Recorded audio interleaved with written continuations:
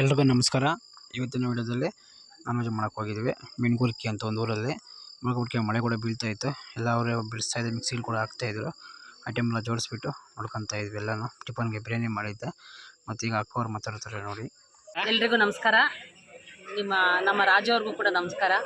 ರಾಜು ಅವರು ಭಕ್ತರಳ್ಳಿಯಲ್ಲಿ ವಾಸ ಮಾಡ್ತಾರೆ. ಇವರು ಅಡುಗೆ ಭಟ್ರು. ಇವರು ಸಸ್ಯಾಹಾರ ಮಾಂಸಾಹಾರ ಎಲ್ಲ ಅಡುಗೆನೂ ಮಾಡ್ತಾರೆ. ಈ ದಿನ ಮಿಣಕನಗುರ್ಕಿಯಲ್ಲಿ ಮಾಂಸಾಹಾರ ಅಡುಗೆ ಮಾಡಿದರು. ಮಹೇಶ್ವರಮ್ಮ ದೇವರಿಗೆ ಪೂಜೆ ಕೊಟ್ಟು ತಾಯಿ ಮಹೇಶ್ವರಮ್ಮನಿಗೆ ಹರಕೆ ಹೊತ್ಕೊಂಡಿದ್ರಂತೆ ನಮ್ಮ ಹೊಸಕೋಟೆ ಮಹೇಶ್ ಅವರು. ಮಹೇಶ್ ಮತ್ತು ಅವ್ರ ಕುಟುಂಬದವರೆಲ್ಲ ಇಲ್ಲಿ ಅವ್ರಿಗೆ ಬೇಕಾದಂಥ ಆತ್ಮೀಯರನ್ನ, ನೆಂಟರನ್ನ, ಬಂಧು ಬಳಗನೆಲ್ಲ ಕರೆದು ಇಲ್ಲಿ ಊಟಕ್ಕೆ ಆಹ್ವಾನ ನೀಡಿದರು. ಇವರು ಮುದ್ದೆ, ಮಟನ್ ಸಾರು, ಚಿಕನ್ ಫ್ರೈ, ಚಿಕನ್ ಬಿರಿಯಾನಿ ಎಲ್ಲ ಮಾಡಿದರು. ತುಂಬ ಚೆನ್ನಾಗಿತ್ತು. ಕಬಾಬ್ ಕೂಡ ಮಾಡಿದರು. ಭಾಳ ರುಚಿಯಾಗಿತ್ತು.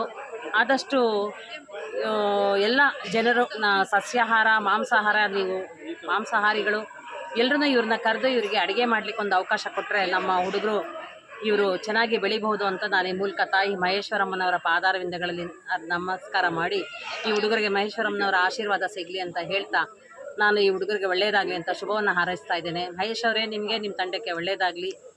ದೇವರು ನಿಮಗೆ ಒಳ್ಳೆಯ ಆಶೀರ್ವಾದ ಮಾಡಲಿ. ಸದಾ ನೀವು ಅಡುಗೆ ಕಾರ್ಯದಲ್ಲಿ ನಿರತರಾಗಿರಲಿ. ಅಡುಗೆ ಕೆಲಸ ಅಂದರೆ ಅದು ಕಂಡಮ್ ಏನಲ್ಲ. ತಾಯಿ ಅನ್ನಪೂರ್ಣೇಶ್ವರಿ ಒಲ್ದಿದ್ರೇ ಅದು ಅಡುಗೆ ಪ್ರಸಾದ ಎಲ್ಲ ಮಾಡಲಿಕ್ಕೆ ಸಾಧ್ಯ ಆಗೋದು. ತಾಯಿ ಅನ್ನಪೂರ್ಣೇಶ್ವರಿ ಕೃಪೆ ನಿಮಗೆಲ್ಲ ಇರಲಿ.